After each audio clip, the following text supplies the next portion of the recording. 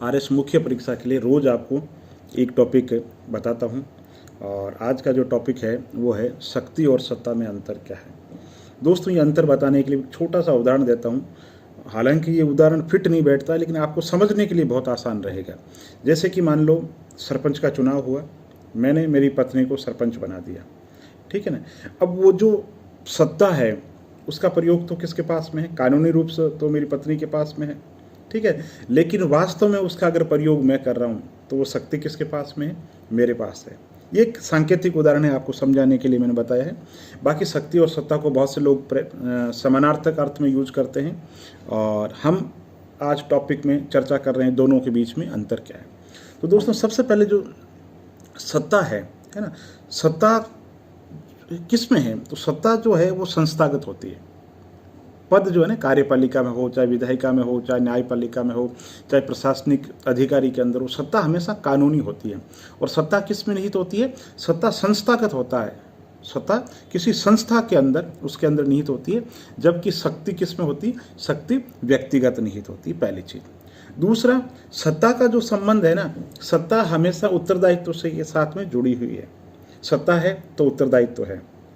जैसे मैंने अभी उदाहरण दिया सरपंच वाला, उसमें मेरे पास में शक्ति है, ठीक है ना, लेकिन मेरे पास में उत्तरदायित्व नहीं है। क्योंकि उत्तरदायित्व क्या होता है? विधिक होता है, कानूनी होता है। जो सरपंच चुना गया है उसके पास में विधिक सत्ता है। मेरे पास तो क्या है? मेरे पास में सिर्फ और सिर्फ शक्ति है। तो वो क्या हो गई? उत्तरदायित्व से संबंधित नहीं है। उत्तरदायित्व का संबंध हमेशा सत्ता से होता है। तीसरी बात, सत्ता जो है वो हमेशा वैधानिक होती है, जबकि शक्ति जरूरी नहीं है कि ना तो वैधानिक हो ना स्थितिगत हो, ठीक है। तीसरी बात, जो सत्ता है ना, वो अगर लॉन्ग टर्म के अंदर रहेगी, सत्ता अगर दीर्घ काल तक रहेगी तभी शक्ति रह पाएगी। यानी अगर सत्ता, जैसे मैंने पत्नी का उदाहरण बताया, जब वही सरपंच नहीं रहेगी तो फिर मेरी जो शक्ति है उसका तो कोई मतलब ही नहीं है। तो कहने का मतलब है सत्ता होगी, है ना, तभी जो शक्ति है वो दीर्घ काल तक रह पाएगी, ठीक है। अंतिम जो है, सत्ता जो है उसका प्रत्यायोजन किया जा सकता है, शक्ति है उसका प्रत्यायोजन संभव नहीं है। क्यों? शक्ति जो है वो व्यक्तिगत होती है। जैसे मान लो मैंने उदाहरण बताया, तो वहाँ पे सरपंच है, उसके पास वैधानिक सत्ता है, तो वो तो प्रत्यायोजन कर सकता है। मेरे पास तो है ही नहीं, तो मैं प्रत्यायोजन क्या करूँगा? तो इस तरीके से दोस्तों 5 जो अंतर है, शक्ति और सत्ता की 5 अंतर है, अच्छे तरीके से तैयार करो और कमेंट बॉक्स में उसको और सारगर्भित तरीके से आप कैसे लिख सकते हो मुझे लिख करके बताओ। कुछ अंतर हो सकते हैं जो आपके दिमाग में हो और मेरे जहन में नहीं आए हो।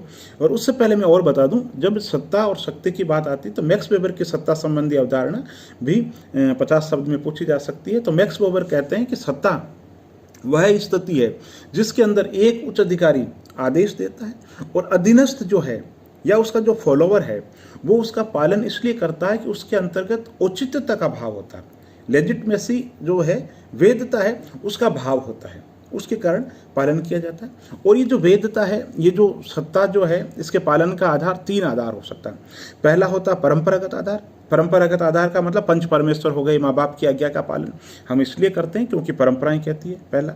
दूसरा, सत्ता का पालन इसलिए किया जाता है कि जो व्यक्ति आदेश दे रहा है उसके पास में करिश्माई व्यक्तित्व होता है। जैसे कि राष्ट्रीय आंदोलन के दौरान महात्मा गांधी के पास में था, साधु संत पीर पैगंबर, इसके पास ना तो कोई परंपरागत सत्ता होती है ना इनके पास में कानूनी सत्ता होती है, लेकिन फिर भी इनके आदेश का पालन किया जाता है।